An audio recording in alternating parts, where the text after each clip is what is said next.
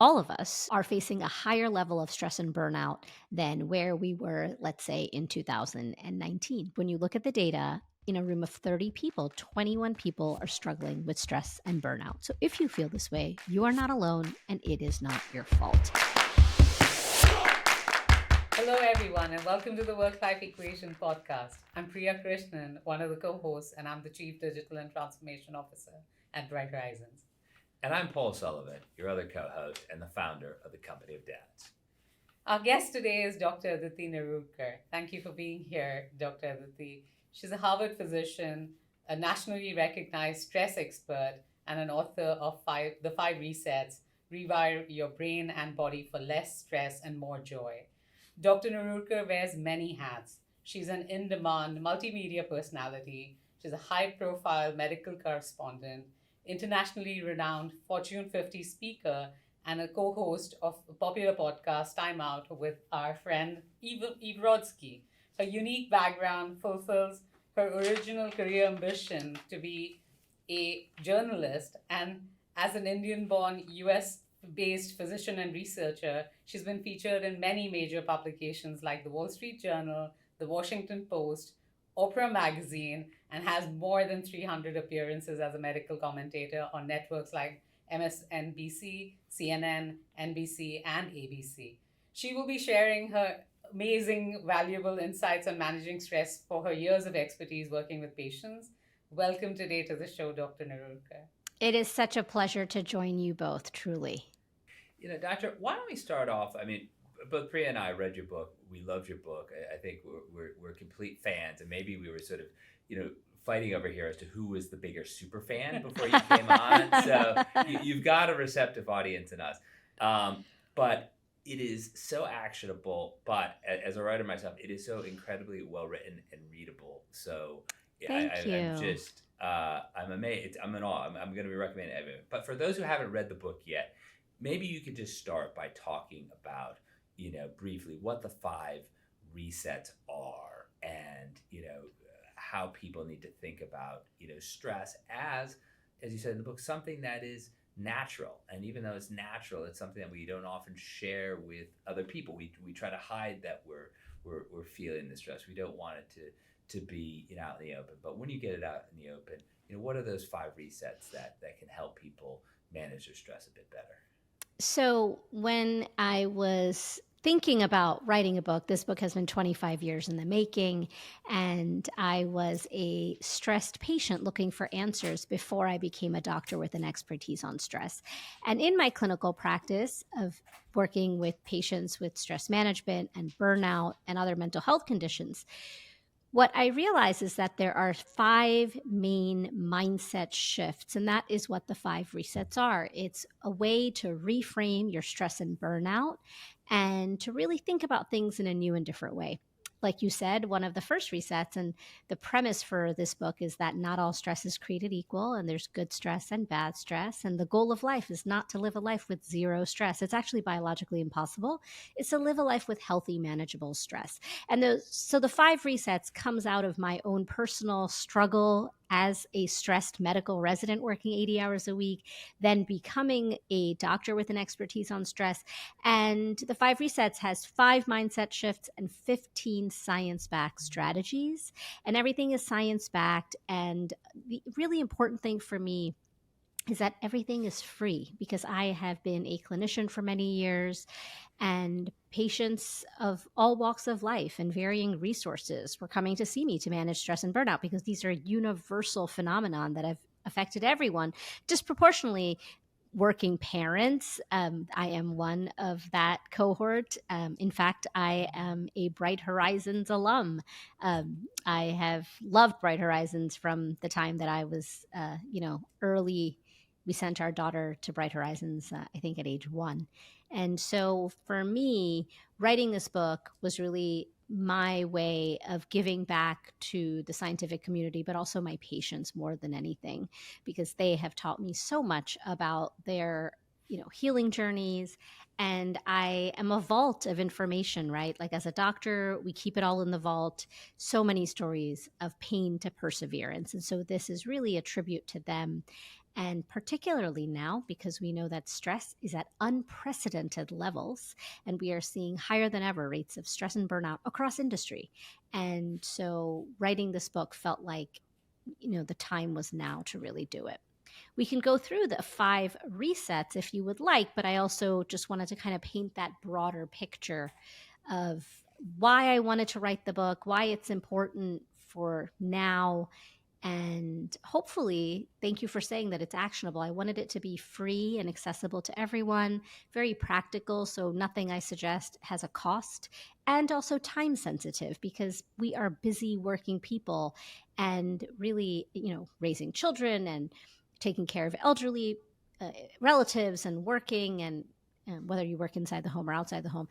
And really, we all lead such overscheduled, busy lives. And to really manage our stress in the moment is very difficult. And we can talk about biologically why that is. And so, everything in this book, I want it to feel tangible and practical for people. When you have a wide gap between where you are and where you'd like to go, if it's too wide, you kind of give up. And I think that's what's happened to many people who are feeling stress and burnout. They think, oh, this is just how life is supposed to be. But in fact, you can reset your stress and burnout in the middle of your messy, overscheduled life through the 5 resets. And you can, given we claim to be the bigger fans, and I will still fight him for the fact that I'm the bigger fan. I think everyone should go out there and buy your book. Maybe one of us can play back the 5 resets. But what I'd love for, the fact that you made it so simple. One, a rule of 5 is great. You can count them on the fingers of one hand. As an early childhood practitioner, that's important for you to say it's easy and actionable. So the fact that it's, you talk about most, which is motivating, it's objective, it is it's smart, it's timely, and it's actionable. Setting boundaries with your devices and your life in general. Talking about the mind-body connection, which for me was very, very real, and I think you were putting words to what one feels on an ongoing basis. And then talking about the notion of multitasking and how it isn't a real thing, and we as humans are not meant to multitask, and how you translate that to task switching and gratitude and journaling. But one really important aspect that you brought about was the rule of 2 and the resilience around the rule of 2. I do think anyone who's read the book will find the 15 actions really practical, but the rule of 2 was the one that really appealed to me. Would you mind talking about that a little bit? Of course. So, the resilience rule of 2 is how your brain responds to change. When you are feeling a sense of, an eagerness to change, and you have a lot of stress and burnout, and you want to make a change, these are positive changes. But in fact, your brain registers any change, whether it be positive or negative, as a stress.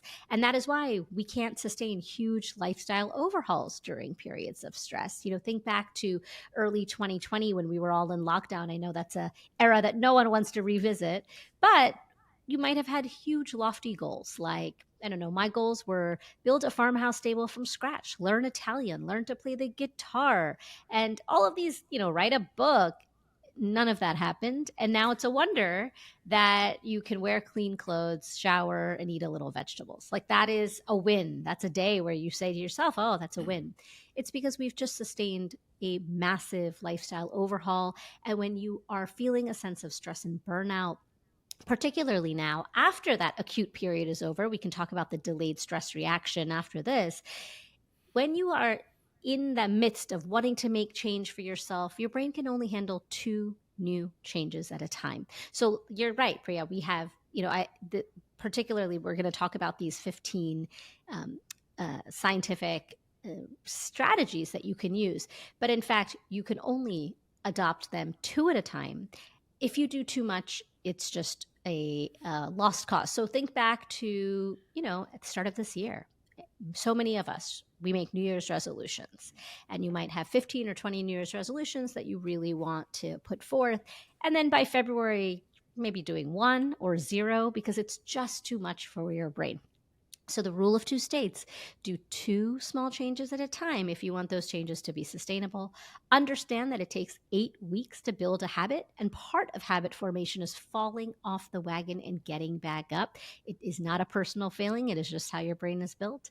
And then after those 8 weeks, you can add another two habits and another two habits, and on we go. So you will get through all of the strategies in the 5 resets, but you do them two at a time, because that is how your brain will work best to bring change into your life. When you work with your biology rather than against it, you have the greatest chance for these changes to become sustainable rather than falling off.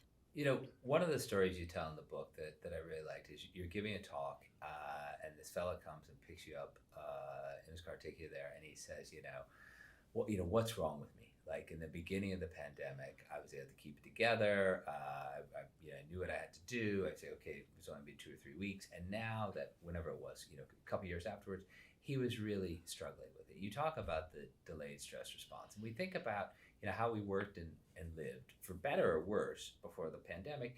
It was fairly set. Most people went to an office and that's where they worked. Most people came home and you relied on one of a place like Bright Horizons for childcare, and you figure things out. But now it's so much more fluid.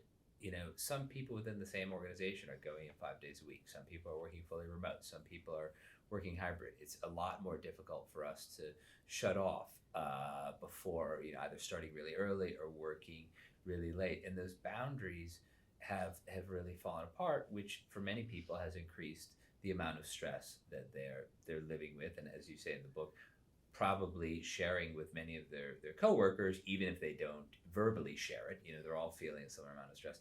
Now that we're 4 years, post-pandemic, talk about some strategies that both individuals and organizations can do almost on a structural level to help people, adjust and adapt to this, new normal, next normal, and get their stress back to a more manageable normal level. Yeah, it's a great question. So, all of us, the three of us sitting here today, are facing a higher level of stress and burnout than where we were, let's say, in 2019.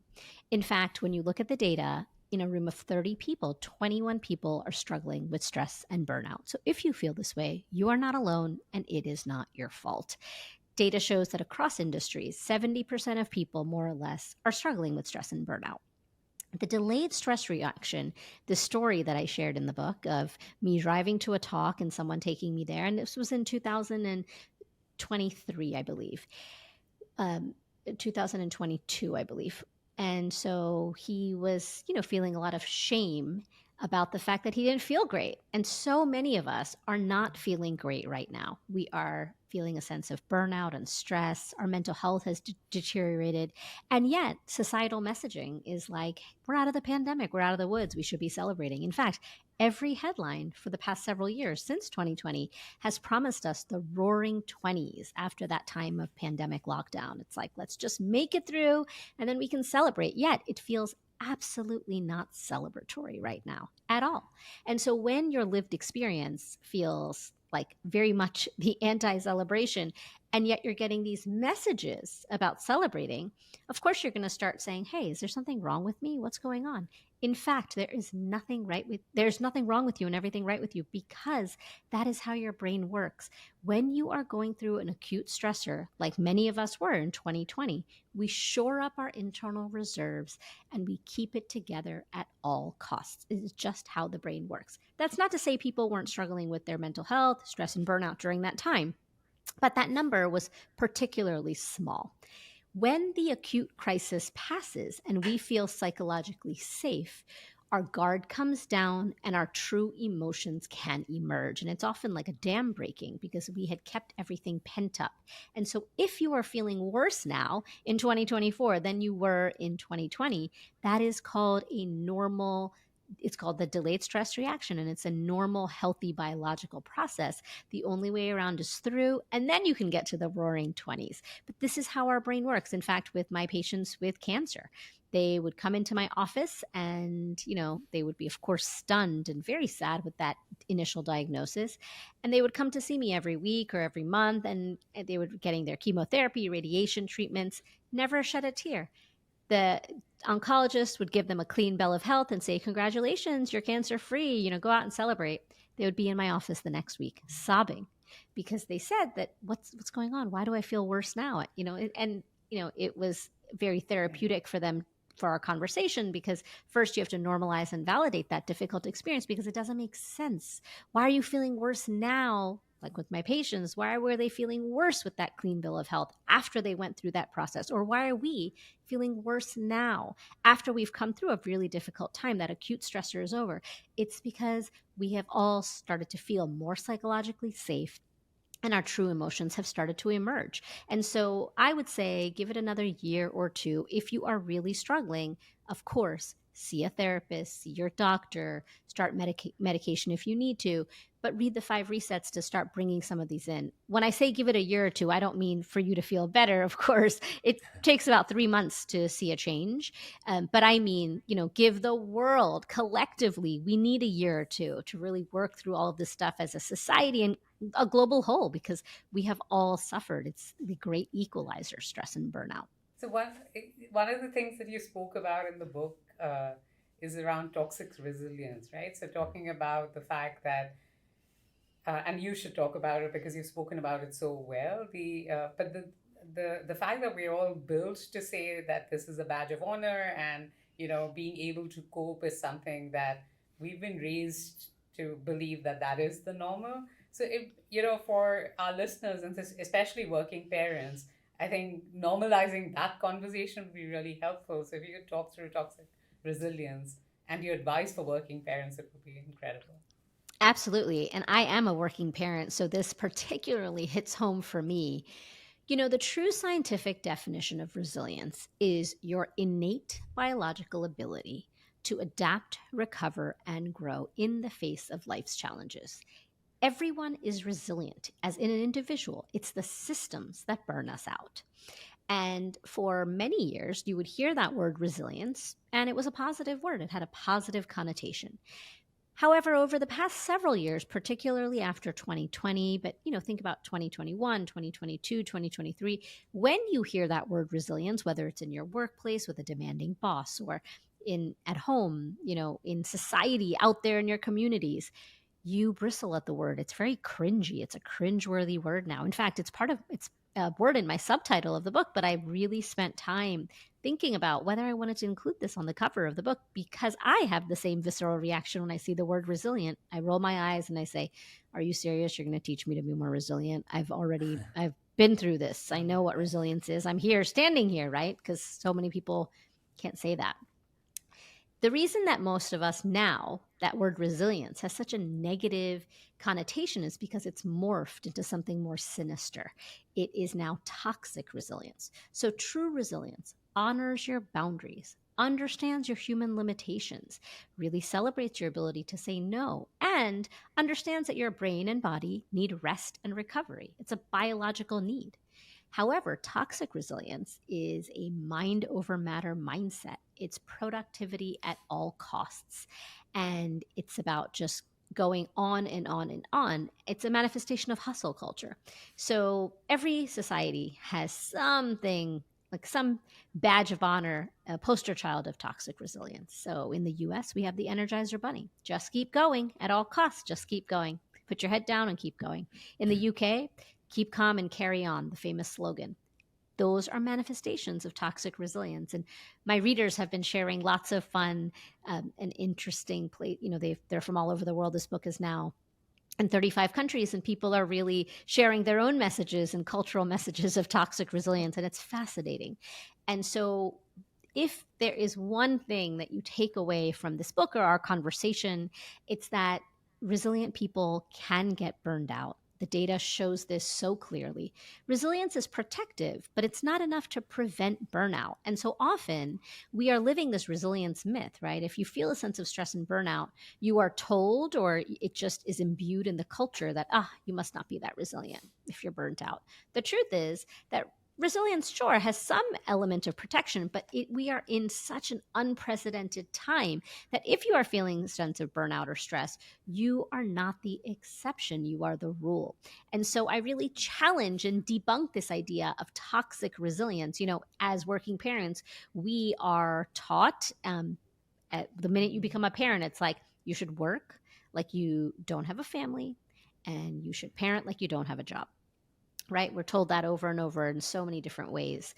And I just push back against this idea of toxic resilience, because ultimately, just like I was sharing that story about the guy who came to pick me up in the car before the talk, and he felt bad, right? He felt a sense of shame and blame, saying, oh, I must not be that resilient because I feel a sense of burnout and stress. No, in fact, resilience is your innate biological ability. We all have resilience within us. You need a little bit of healthy stress for it to show itself, but resilience is something that is innately present in us. But it's the systems, whether it be parenting or corporate culture or work or the many impossible demands, an impossible boss or these deadlines.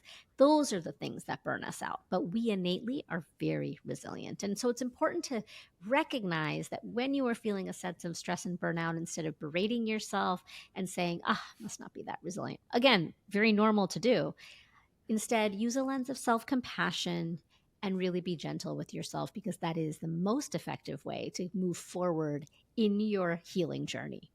Doctor, I can't believe we're already at our commercial break here. So we're just going to have to take a quick pause. You're all listening to Paul and Priya on the Work-Life Equation podcast, and we'll be right back. What's more magical than a childhood filled with days of play, learning, exploration, and discovery? At Bright Horizons, we think of childcare as a chance to help a child experience it all. Our teachers go beyond the usual, ensuring your child has an enriching, satisfying day. They take the time to listen, engage, encourage, and celebrate the wins, big and small. At Bright Horizons, we put the care in childcare. Visit brighthorizons.com to find a center near you. I got in! When it comes to college admissions, those 3 words are the ultimate goal. Our podcast, Getting In, a college coach conversation, helps you reach that goal. You'll hear from former admissions and financial aid officers on techniques to help your student navigate the admissions process. Our experts provide actionable tips, the latest trends in admissions, and a monthly Q&A. Take advantage of all this insider knowledge, all from Bright Horizons. Visit the College Coach website at getintocollege.com. Welcome back to the Work-Life Equation podcast with Priya and Paul. Doctor, this is so fascinating. I'm just going to hop right back into it. I remember when I was a young dad, I had a good friend whose first child was born at the exact same time as my first child, whose second child was born at the exact same time as my second child. And we were out to dinner with this other dad who only had one child, and he was complaining, how hard it was, how stressed out he was. And after he left, the two of us looked at each other rather smugly and said, what does he know? He only has one. And pretty soon after that, I had my third child, and I immediately called up my friend and said, you got it easy, man. 2's nothing. I've got 3. And it became a running joke that, a true joke between us, that as parents, you always look at somebody who has one fewer children than you do and say, oh, they must have it easier than me. In your book, you talk about how stress is so universal, and that competitive stress, those are my words, not yours, competitive stress is really harmful. When you start to say, how can that person be stressed out? He or she only has to do X. But I, on the other hand, I am stressed out, but I am doing this, or I was a former elite athlete. This will pass. I can, get through. How do we stop that, competitive, that stress competition to see who is more stressed out, and to move toward, more of an acknowledgement that, stress is universal. It's a response within the brain. Whatever people may be dealing with at the same time, whether they're performing, high-risk brain surgery or doing any number of other things in the world, stress is real, it's present, and it's something that they can deal with and benefit from it with the 5 resets. I think that gets back to that question of the stress paradox, and what is it and why does it influence us in that, like you say, this competitive nature of stress, or, clinically we call it relative stress, right? Like, relatively speaking, my stress is different than your stress. So what is the stress paradox? I would see this all the time in my clinic. It would be a packed waiting room, people sitting shoulder to shoulder, everyone looking at their phones, patients, or looking around, no one talking to each other or engaging. They would come into my office, the door would shut, and they would burst into tears. And then, my 12 o'clock patient and my 12:45 and my 1:30 and my 2:15, everyone would share their stress struggle with me. And I think so often stress there and mental health in general, but particularly stress and burnout, because of this resilience myth and the toxic resilience that we talked about, there is this sense of feeling very isolated when you're feeling a sense of stress. Like, oh, no one can understand what I'm going through. This is so difficult. And you keep it to yourself. And I always used to say, if only in the waiting room people could turn and say to each other and say, oh, what's bothering you or what's bothering you? It's like we call it in clinical medicine when people undergo group therapy, we call it the group effect, because there is this real active ingredient when you are sitting together as a group and you've gone through a difficult experience and you're sharing your story, and then the other person shares their story, and you feel like, it's normal. It really normalizes and validates that difficult experience of stress. Unfortunately, with stress and burnout both, we often are going through it all together, but yet completely isolated. And so there's a real paradox there. And so I hope that the 5 resets and in general, our collective sense of responsibility to ourselves and to each other, we can start talking more openly about our stress struggle. That is why, as a doctor, we are socialized to play small. So I never talk about with my patients, I've never talked about my personal anything. It is always about the patient. As you know, when you go to see your doctor, they might be having a bad day or something might be going on in their personal life, but they are there to serve you. And so for me, it was a real departure from my training to share my own personal stress story in the 5 resets, because I wanted to lead with that sense of vulnerability and authenticity.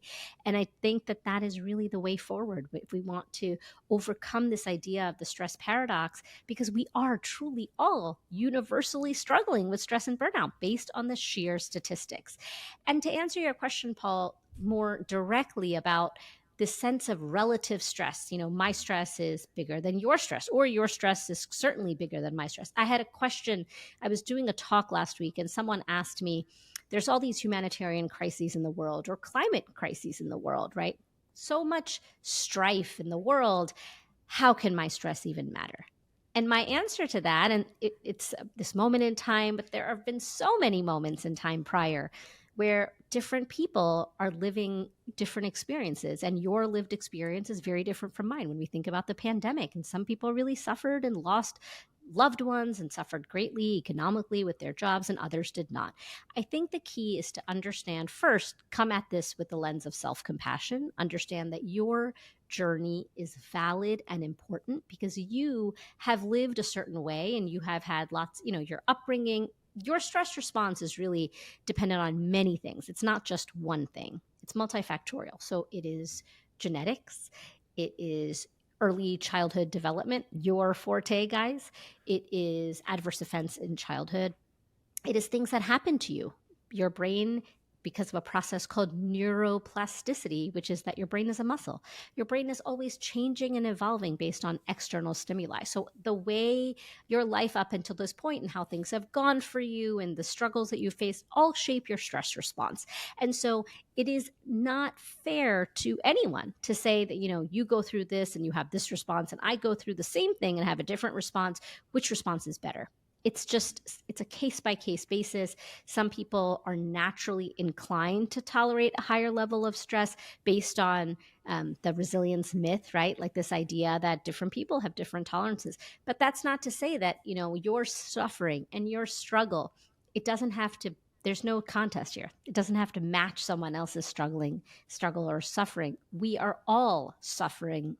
It's the human condition, the sense of stress and burnout, particularly now more than ever. Now, of course, I don't want to minimize. There are many parts of the world where people don't have, there's food insecurity. They don't have a roof over their heads. They are concerned about climate and, they're just not feeling a sense of safety. And that's the acute stress. The amygdala is firing. That amygdala is a small almond-shaped structure. We don't have to get into the science, but it's the small almond-shaped structure deep in your brain that is responsible for the stress response. And it turns on or off. And so that is what's happening. But there are people who do have a roof over their head. They have plenty of food in their fridge and in their pantry. They have a home. And yet that amygdala is on and they are feeling a sense of high alert. So it is really just very much dependent on so many things. I would say give yourself lots of grace if you're feeling a sense of stress. Give your others, people that you may be either interacting with or people that you're seeing in other parts of the world, give them lots of grace with their stress response, and understand that underlying all of this is this idea, this toxic resilience. It's like, oh, we should be more resilient. We can handle anything. No, I beg to differ. And I really would love for us to just dismantle this idea of a stress paradox. We are all suffering in our own unique ways. And when we come together in this conversation and really talk about the ways that we're struggling, I think we can find much more common ground. Yeah, your notion of this solace and collective misery, right? Because it brought back this very deep seated memory of our oldest son was in the NICU when he was born. And, the fact that the parents started sharing stories about what exactly, we were all in that hospital, so we were all sharing our stories of what happened with our child. And then you suddenly have this realization that my problems are smaller than somebody else's. And there is comfort in that sharing. So it certainly, I wish we could all share it a lot more actively. I do want to switch us to another topic, which hit very close to home, because we are talking about the work-life equation, the notion of sort of saying, how do you balance things? And when you talked about multitasking and the fact that there is no real thing called multitasking, we all focus on task switching. I'd love for you to talk about that, because that is, again, one of those things which is a paradox, and people believe and wear it as a badge of honor, my ability to multitask, my ability to balance 10 things that are going on at a point in time. So I'd love your perspective, and perhaps even talking about the three resets that within that topic, just for people to take away and think about. So I am a recovered multitasker, Priya, and I wear that badge proudly now. But for many years, decades, I was a multitasker, or rather, task switcher, because in the science, we have found that multitasking is a scientific misnomer. There is no such thing. Your brain is wired to do one thing at a time. And so when you are quote unquote multitasking, and when I use that word in our conversation, it should be in quotes, right? Because there is no such thing as multitasking.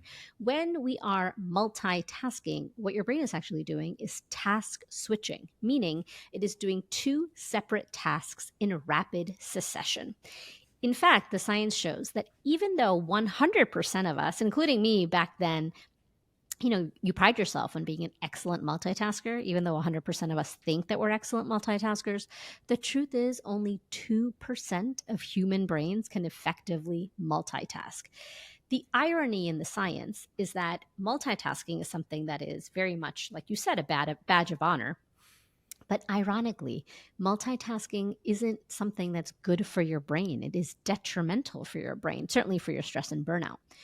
Multitasking weakens an area on your brain called the prefrontal cortex. And if you put your hand on your forehead, it's the area right behind your forehead. Not to get too scientific, but the prefrontal cortex, its main function is memory, planning, organization, cognition, attention, complex problem solving. These are really important features for our day-to-day life. And another really important thing that the prefrontal cortex does is helps with productivity. So what you are doing when you are multitasking, or rather task switching, is that you are weakening the prefrontal cortex. So all of these functions that we talked about, productivity, ironically, complex problem solving, attention, cognition, memory, strategic thinking, forward planning, all of these are weakened. And instead, the antidote to multitasking is in fact something called monotasking. And when I suggest that to people, try to monotask, the first reaction I get is like I'm met with like eyes rolling and scoffing, like, come on, get real. Like, I can't monotask. I'm a working person. I'm a working parent, and there's no way. It's like not even part of my vocabulary, monotasking. You can monotask by doing a couple of things. So there's a technique I write about in the 5 resets called time blocking. And so let's say you have, because in modern culture, right, like in our work life, monotasking is absolutely frowned upon. Multitasking is what's celebrated. You open up your screen, there's your Slack channel going, your emails, multiple meetings and dings and bells and whistles all at once. That's just at work. Forget even what's happening at home and the teacher emailing you, etc., your spouse or your partner or your kids. And so how can you monotask in this modern age? And how can you use that science of monotasking in your everyday life? You can do it by practicing something called time blocking. So let's say you have an hour to complete 4 tasks. And what you would normally do is just work on those 4 tasks at the same time. Now we know that multitasking is a myth. Your brain cannot do that, and it's wired to do one thing at a time.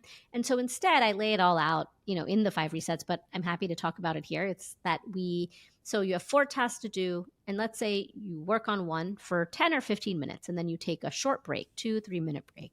Then work on task 2 for 10 or 15 minutes, take a 2 or 3 minute break, and then task 3, and then task 4, making sure that you take breaks in the middle. The key is that at the end of that hour, you will have made progress on every single one of those tasks, and yet you are protecting that prefrontal cortex. It's like a dinner party. When you're making dinner before you have guests arriving, you have 4 burners going at once. And if you said, I'm going to make all 4 dishes all at the same time, you'll probably burn the house down. Instead, you work on one dish, then you put it on the side while it's simmering and cooking. You work on another dish, you put it on the back burner, you work on the third, and then the 4th dish. So when you think about it that way, it just seems much more actionable and practical. We do this in our everyday life, but for some reason with work and deadlines and all of these things, we forget that in fact, monotasking or time blocking is really a better technique. And so practicing time blocking is really important. And, I just encourage everyone to let go of that badge of honor that says multitasking is like, I'm a great multitasker, I'm an excellent multitasker, especially for working mothers, because we societally have unfortunately shouldered so much of that burden, right? Like as a working mother myself, it's like, oh, I was forever telling myself I'm an excellent multitasker, or my friends, we say it to each other. And now, of course, I speak a different language and I pride myself on being a monotasker. Also understand that if you are having a challenge, let's say you listen to this conversation and you say, I want to try monotasking, understand that it is a skill and that you have to build. So sometimes you can't because you're not used to it. Spending 15 minutes on one task might be really difficult for you. So set a timer, go slow, start at 5 minutes and focus on a task. And then maybe take a short break. And then, over time, move up to 10, 15 minutes. I learned monotasking and time blocking in medical school because I had to consume vast amounts of information all at once, and I didn't know how to do it. So I practiced time blocking. Now, even writing the 5 resets, it was all written with time blocking. So what I would do is I would give myself, I can now go about 40 to 45 minutes before needing a break. Sometimes I can work all the way to 50 minutes before needing a break. But at the start, I was only doing 5 or 7 minute increments. And the key thing about this monotasking or time blocking are these brain breaks. Again, because of toxic resilience and hustle culture, we are taught that, you don't need a break. You can just keep going. You're resilient. Come on. The truth is that your brain and your body both need a break. Because when you take these breaks, and there was a beautiful Microsoft study that was done recently, which showed brain scans of people who took breaks, short breaks, 10-minute breaks, and a group of people who didn't take any breaks and worked straight through those 8 hours, like most people. And what they found at the end of the study was that the brain scans of those 2 groups differed vastly. Those that took those short, frequent breaks, in fact, had decreased cumulative stress, better attention, cognition, and engagement than the other people, the other group that didn't take breaks. So brain breaks aren't a nice to have. They are, in fact, necessary for your brain. And then the other thing I will say about brain breaks, because this was research that I found fascinating, is that, I'm like a lifelong learner. That's why writing this book, it was fascinating reading all of these studies. What was fascinating, this particular study, that even a 10-second break can make a difference, because the researchers found that it's not during the act of whatever task you're doing that you're learning and retaining information. In fact, that break is when it is happening. Your brain is going through something called neural consolidation. Another fancy scientific word. It simply means that information in your brain, new information, let's say you had a meeting or you're working on something, that new information, when you take that break, that information cements down into knowledge. And so neural consolidation is really important for us. It's why, like, when you were a college student and you pulled late nights, like I've pulled many all-nighters. I'm not proud of it, but I did it in my freshman year when I was pre-med, and I didn't retain a thing, right? Afterwards, you take the test, you regurgitate it all out, and it's very difficult to retain it. because of this idea of like you didn't give your brain a break. And so multitasking is a myth, and I can't wait for people to read the 5 resets and then proudly share that they are monotaskers and recovered multitaskers like me. I want to pick up on that point there and talk about, one thing you say toward the end of the book about living a lifetime each day. And you break it down, and it's, childhood, it's work, it's planning retirement. But the stories you tell about patients of yours who you really get them to go back to things that they loved during childhood. I think there's one, man or woman, one patient who really enjoyed making things out of clay, things with her hands. And she went back to doing that. And you think like back, we watch our own children, you think back on your child, you can focus on that thing that you like for so long, and it brings you so much joy. But then, as life gets more complex, some of those more enjoyable things fall by the wayside. You try to jam more things in. Maybe you could walk the listeners through how they should think about living a lifetime each day and what it will mean for their ultimate reduction of stress in their lives. So when you hear this notion of live a lifetime in a day, initially it might feel like, oh my God, she's asking us to do so much. Even and in more addition, stuff. It's so stressful. It's so Why stressful. Why do you ask me to do more stuff? She's supposed to help me decrease my stress, and it's totally contributing to my stress. Like there's no way I can live a lifetime in a day. In fact, it is the antidote to that. So what does it mean to live a lifetime in a day? It is the antithesis of hustle culture. It means that spend a few minutes every day in these 6 elements that make up a day. And they actually make up the arc of a long and meaningful life. So like you say, Paul, spend a few minutes in childhood. That doesn't mean that you have to do, hours and hours of time, but spend a few minutes every day focusing on something that brings you joy and wonder for joy and wonder's sake. Let your brain feel that sense of enjoyment simply because it is something you enjoy. Then spend a little bit of time in work. In our case, 8 full hours for many people or more, 12 hours, 10 hours, 16 hours for medical residents. Spend time in work. That's an easy one. No need to explain that further. Spend a little bit of time in vacation. What does that mean? Every day, spend a few minutes, again, 2-3 minutes a day, doing something that just brings you joy, that feels like levity and joy and fun. Get some fresh air on your face, feel the sun. If you are near a body of water, even better.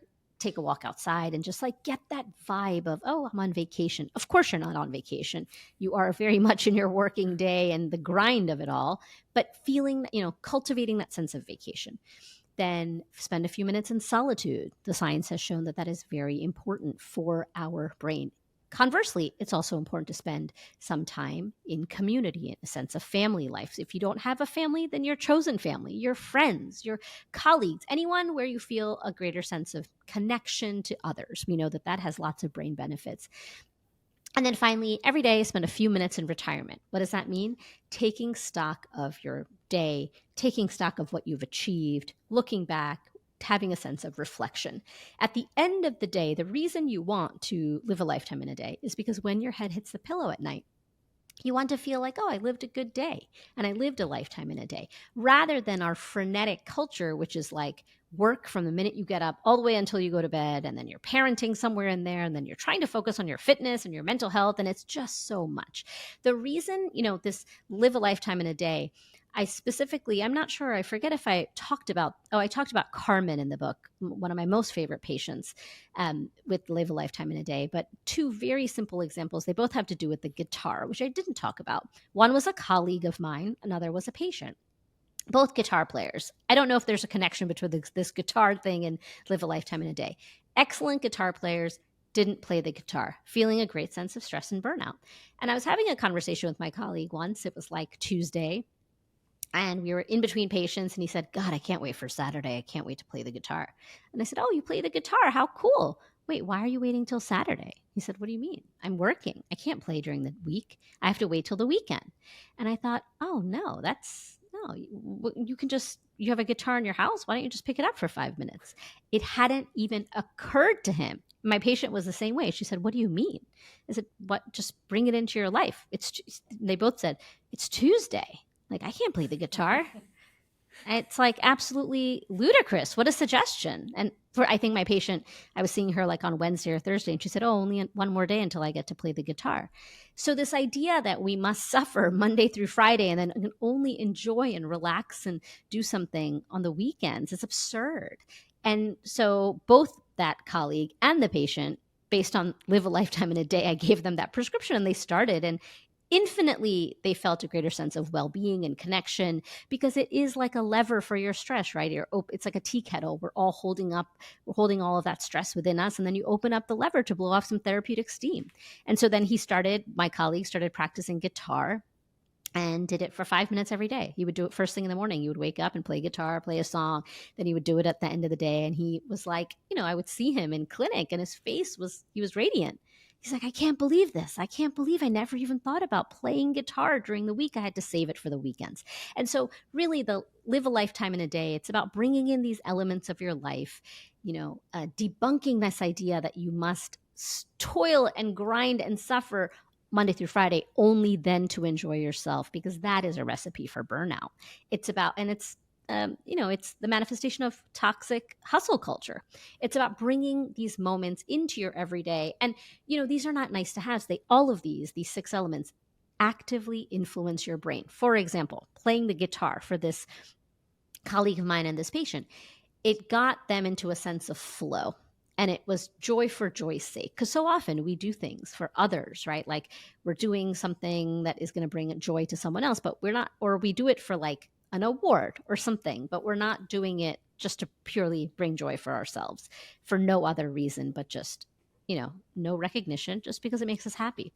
And when you are doing something, like you say, Paul, that like childhood thing that you did, that you lost track of time, what happens to your brain when you are doing a task that is enjoyable, that you feel a sense of command over, and that you are deeply engrossed in, you do lose track of time. And what happens is that is called a flow state. And the flow state is an actual brain state that is deeply therapeutic for your brain. And because we are so frenetic day in and day out, we don't allow ourselves to get in that flow state. So live a lifetime in a day is a way for you to really cultivate that flow state a little bit every day, because it has huge benefits for your stress and burnout and overall health and well-being. Thank you. We can be here and talk to you through the course of the day, completely nerd out for the next 4 hours asking you questions. But we do a section with all of our guests on the show, Dr. Aditi, and one of them is we really ask 3 questions, which are consistent across all of our guests. And the first question is, in your own words, define what is work-life balance. Work-life balance, I've thought about this with inordinate amounts of time, because I have really tried to cultivate that sense of work-life balance. Personally, I think it's a myth. I don't believe that balance ever exists. Rather, people externally will say, "Oh, you're so successful at work life and balancing it all." I think it's very much like that, dinner party we talked about. You focus on one thing and then you focus on the other thing. And so to me, work-life balance is mastering monotasking. It's really thinking about your well-being and health in a way where once your cup is full, only then can you serve others. We often put ourselves last, particularly working mothers. And really understanding that when you are doing any of these resets and putting in, 5-10 minutes every day to your own health and well-being, it just infinitely, exponentially can help your family, your colleagues, your community, because you feel a greater sense of health and well-being and less stress and burnout. It is not selfish to do that. It is what your brain and body need and deserve. So the second question is, forget about your family, forget about your patients, forget about your guitar playing colleagues. What is the one go-to thing that you do just for yourself to unwind? There are so many things, and I do have a formula of like what I need. I was just telling this to my husband yesterday. Personally, I meditate. It's not for everyone, but it's something that I practice minimum 20 minutes a day. I protect my sleep like the vital resource it is, 10 p.m. bedtime. And man, I've noticed such a difference. And I engage in some form of physical movement every day. That means a simple Sometimes it's only like a small walk, but I try to do something every day to get out of my head and into my body. Those three things for me have worked really well. But again, if you're listening to this and thinking, there's no way I'm going to do all those three things, forget it. Just do one. One simple thing every day that's just for you. And then I will also say, Paul, I started learning French recently, which is something new. And I used to speak French. I lived in Geneva, Switzerland. And then I had just stopped speaking. And I was in Paris last month with my family visiting, and I was speaking so much French. And, my family was so impressed because they had never really heard me speak French before. And so I started taking classes again because I felt like during this book journey and the book tour and many decades, I was tired of being an expert. I was tired of like people asking me all of the questions and me being like, the buck stops here with me. And I wanted to be a beginner again and feel that sense of inspiration. So I'm taking French classes, failing miserably, loving every minute of it. And so, if possible, get out of your comfort zone and do something just for you. I have no work in Paris at the moment. There's nothing happening. I'm not learning for any reason. It's simply because I just really adore the city and the language, and I just want to learn it because it makes me feel like maybe I can be Parisian one day. What empowering advice would you give to our mothers who are listening to this show, who are constantly trying to excel in their careers while balancing their families and the supports they have to provide? If I could give every working mother in America right now a virtual hug, that is what I would want to do and say, it is a sisterhood. In solidarity with this sisterhood, we have placed impossible demands on working mothers, particularly in this country, though all over the world, and really just making sure that people understand that you are doing an incredible job, even though society or your community or your family or your work says otherwise. Just know that you have the power to make a change in your stress and burnout without, checking out and going to Bali for 6 months for a surf vacation, though sign me up for that plan. That you can have the power to make change with your stress and burnout, and that it is okay. That it is, if you're feeling like it's difficult and you can't do it, that is a normal feeling to feel. You are managing your emotions. This is an abnormal time, and you are having a normal response to an abnormal situation. Doctor, thank you so much for joining us today on the Bright Horizons Work-Life Equation podcast. It's been such a thrill for both Priya and myself to talk to you this afternoon. Thank you so much, Dr. Aditi. Such a pleasure to join you both. Thank you for your thoughtful, insightful questions. I really had a lovely time.